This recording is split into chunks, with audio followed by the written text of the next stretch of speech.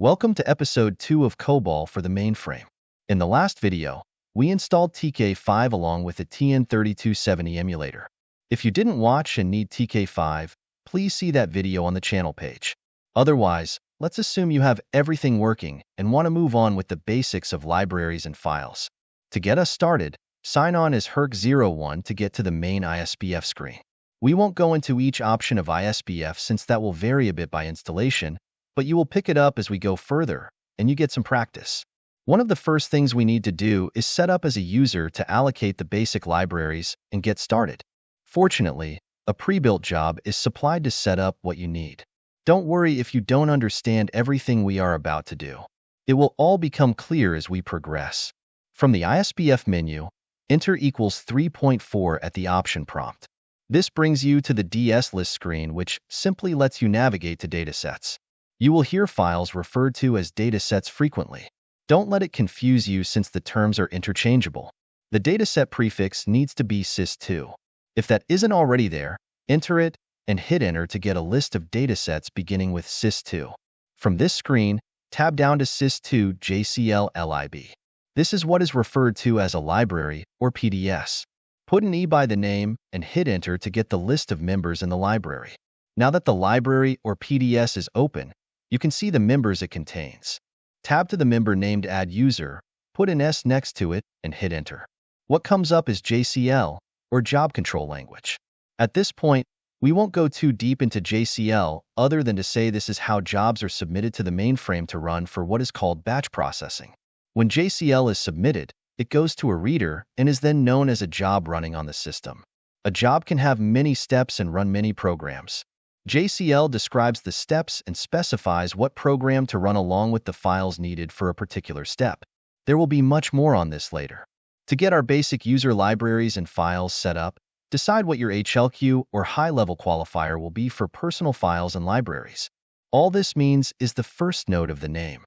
It's recommended that you use something easy to remember, even though most mainframe shops will assign your name. For our purposes, let's go with A12345 since that's easy. To make this work, move down to the last line of the job and change where it says HLQ equals Z5314115 to HLQ equals A12345. Move the cursor back up to command and type in sub, then hit enter to run the job. You will see the prompt that lets you know your job has been submitted. Hit enter to get back to the JCL. Now we can go search for A12345 datasets. To go take a look at the datasets that were created for our new user ID, go back to the command prompt and enter equals 3.4 again. When you get to the dataset list screen, overtype sys2 with A12345 and hit enter. You should now see what the job created for you. Again, don't let this overwhelm you. We are covering a lot of ground in a short time just to get set up. For now, we will move on to a brief description of the most common types of files used on the mainframe. Now that we have our basic setup complete on TK5, let's talk about the most common types of files or datasets on the IBM mainframe. This will be a quick introduction to sequential, VSAM, and DB2 files. There are several other types of files for the mainframe, but these are the most common types you will encounter. Sequential files, also known as flat files, are the most basic and also the most common type of files. Files are broken down even further into records, which are the individual entries in a file. Records are broken down into fields such as name, address, account type, etc. VSAM is the method used for most storage on the mainframe outside of DB2 for records that have to be accessed quickly. VSAM stands for Virtual Storage Access Method. You see listed the 4 basic types of VSAM datasets: KSDS or key sequenced, ESDS or entry sequenced, RRDS or relative record, and LDS or linear.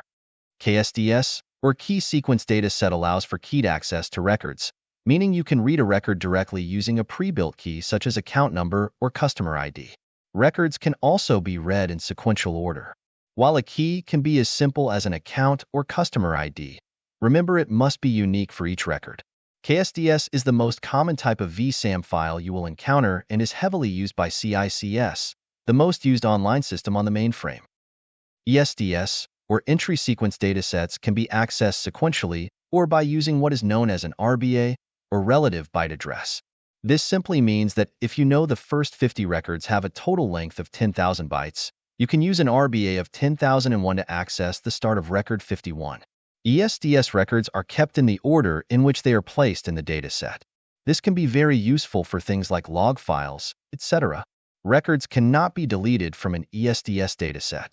RRDS, or relative record datasets, can be accessed sequentially or by the record number. There are two types of RRDS, fixed length and variable length, and there are important differences.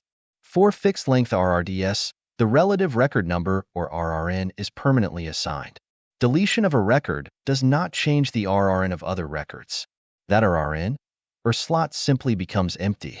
For variable length VRRDS, the RRN is reused if a record is deleted, meaning VRRDS is similar to KSDS with the record number serving as a key. LDS, or linear datasets, are byte stream organized as a file. These are primarily used by DB2 and ZOS utilities. Use of an LDS outside of DB2 is very rare, and their use will not be covered here. If you have additional questions about LDS, send an email and we will provide as much information as we can, or just post a question below. The mainframe also supports the DB2 Relational Database Management System. This is implemented via the use of linear datasets, as previously stated. DB2 is a very sophisticated database management system that is more capable than VSAM in many ways.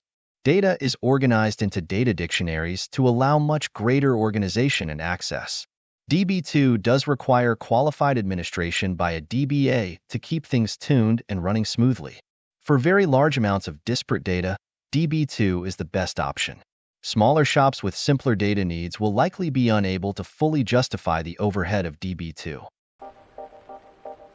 We have covered a very large amount of information quickly. Again, don't be intimidated by what we have done so far. In the next video, we will start examining the pieces of a COBOL program and show how they all start to fit together. For now, thanks for watching, and don't forget to subscribe to the channel.